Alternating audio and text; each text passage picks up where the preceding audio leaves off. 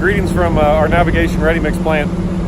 We've had a couple rollovers in the past week, and it's never fun for me to get that message on my phone or a phone call to say that we've had a truck go over. My immediate concern is, is everyone okay? And luckily in the two incidents, everyone was okay.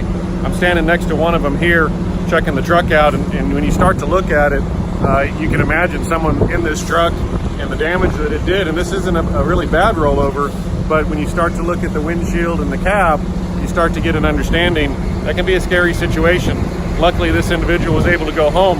Had some minor cuts and bruises and things like that, but still a scary situation. And so when we're out on the job sites, we want us to really understand what the conditions are.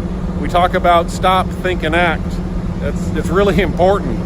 We need to stop and really think about what we're doing before we act. And then we also talk about, in terms of driving, get out and look. And it's super important for us to understand where we're driving and where we're putting these vehicles. So we need to make sure we're getting out, we're doing an assessment, understand all the obstacles and all the risks, and then we go ahead and put a plan together.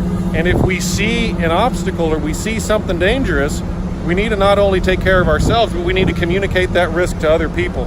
So it's on all of us to make sure that we're working safe every single day. When we share that information, we need to make sure that people are aware, and especially here in Houston for our ready mix fleet, even in the Rio Grande Valley, the ground conditions can be really suspect. It can be extremely dry, but that means that ground is really, really soft. So it's a situation that we always have to be aware of.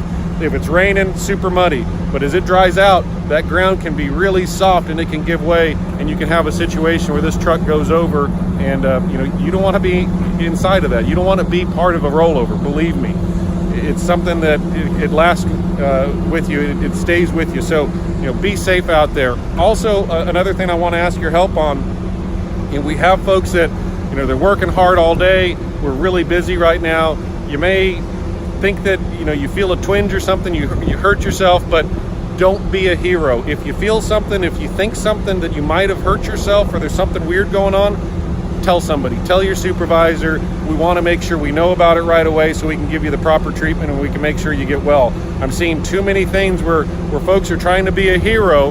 They're not telling anybody that they hurt themselves or that they may have felt a twinge or something like that, and then 3 or 4 days later they're coming in and saying, gosh, I think I hurt myself 3 or 4 days ago.